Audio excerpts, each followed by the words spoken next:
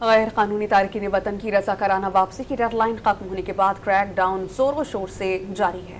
ملک بھر میں دستاویزات کے بغیر رہنے والے غیر ملکیوں کو پکڑ کر سرحد پار کرایا جا رہا ہے۔ دوسری طرف امریکہ نے پاکستان سے پناہ گزینوں کے حوالے سے ذمہ داریاں پوری کرنے کا مطالبہ کیا ہے۔